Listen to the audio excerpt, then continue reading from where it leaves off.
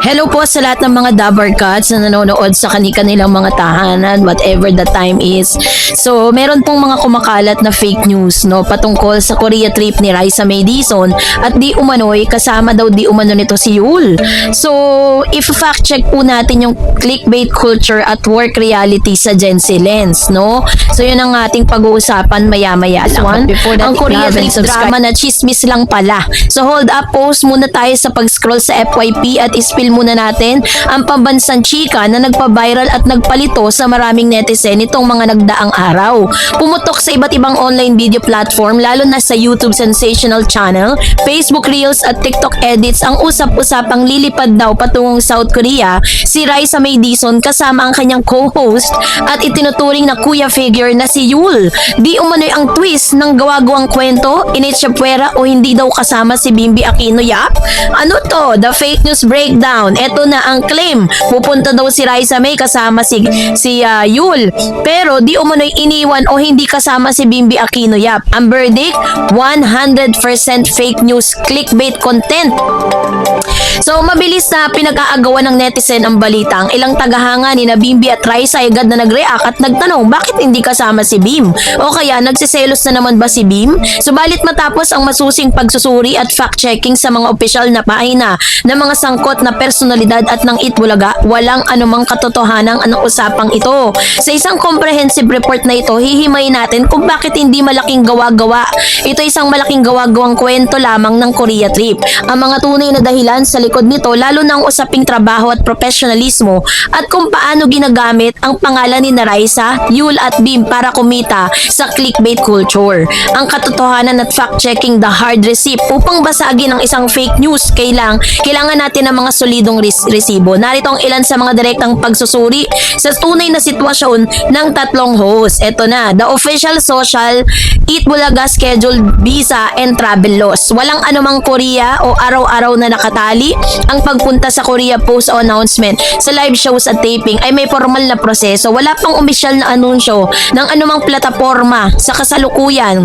Ang panahon kapag ang mga pampublikong figure tulad ni Raisa May Dizon ay mayroong out of the country trip lalo na sa isang tanyag na tourist destination tulad ng South Korea. Ito ay ginagamit para sa kanilang vlogs, Instagram aesthetics at sponsored brand content. Si Raisa po, socials, walang anumang post, story or vlog si Raisa na nagpapahiwatig na siya ay nag-a-apply ng Korean visa o nag-iimpake para sa isang Korean trip.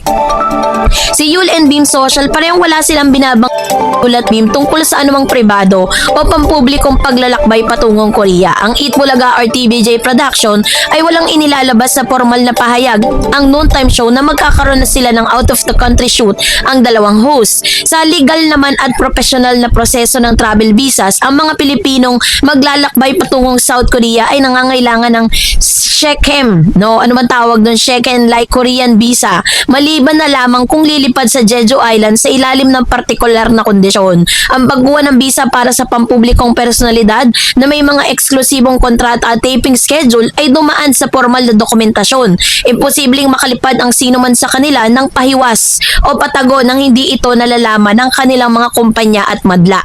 Sa unang pangunahing dahilan kung bakit fake news, una, trabaho at commitment. Ang pinakamalaki at pinakamatibay at pinakapraktikal na dahilan kung bakit hindi totoo at hindi basta-basta ang mangyayari ang sinasabing Korean trip ay ang simpleng salitang trabaho. So, alam natin yung the reality of daily television nila sa show sa Itbulaga TV5 at frequency Mondays through Saturdays. Meron po silang live, meron din silang mga recorded. Meron ang location po nila sa Studio 5, Studio Media 5 Corporate Center, Barangay, and yung kanilang time requirements is full-time daily availability. Ang araw na tungkulin sa noontime show ni Raisa May Dizon ay hindi lamang isang simpleng bisita sa telebisyon. Siya ay isa sa mga anchor host ng Itbulaga. 6 days a week, ang Itbulaga ay napapanood ng live mula Lunes hanggang Sabado. Ang pagpunta sa Korea at pagbalik sa Pilipinas ay nangangailangan ng hindi bababa sa 4 hanggang 7 araw kasama ang biyahe sa eroplano, airport transfer, quarantine,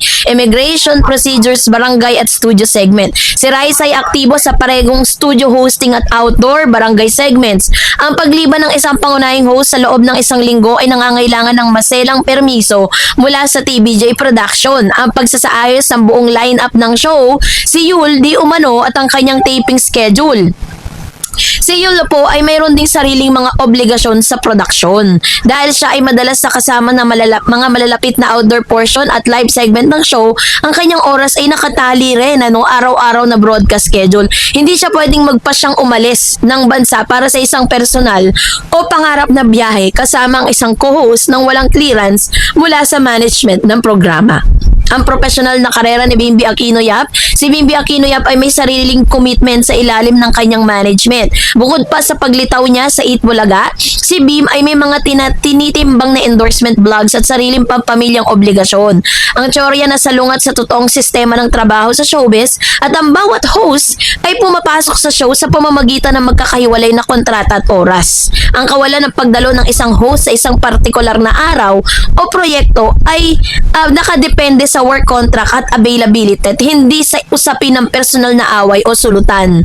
Bakit gumagawa ng fake news ang mga content creators, no? Tinatawag na the clickbait economy. Bakit nga ba may mga taong nag-aaksaya ng oras para gumawa ng peking kwento tulad ng Raisa May and Yul in Korea, no Bimbi? Upang maunawaan ito, kailangan nating suriin ang mekanismo ng social media engagement farming.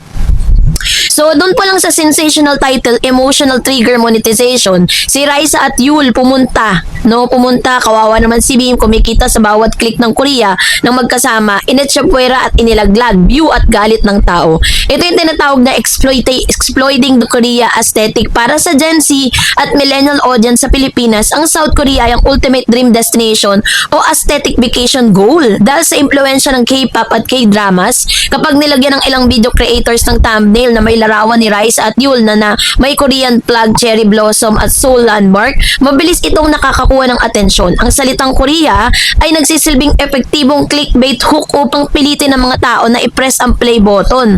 Ito yung fabricating ship wars at love triangle rivalry narratives. Sa kulturang showbiz sa Pilipinas, paborito ng madla ang mga kwento ng selosan, sulutan at awayan. So, kaya naman yung narrative setup nila dahil nagkaroon na dati ng mga biruan sa TikTok at live broadcast tungkol sa pag-uusap at pagseselos si Bim kay Yul dahil kay Raisa, pilit itong ginagamit ng mga fake news channel bilang tuloy-tuloy na storyline o yung tinatawag na artificial drama sa pamamagitan ng paggawa ng kwento na pumunta sa Korea, sina Raisa at Yul nang wala si Bim, pinapalabas sa mga troll na natalo na si Bim sa kompetisyon kaya tinapon siya ng kanyang mga kaibigan. Ito'y purong gawa-gawang pampalasa lamang upang magalit at mag-comment ang mga tagahanga.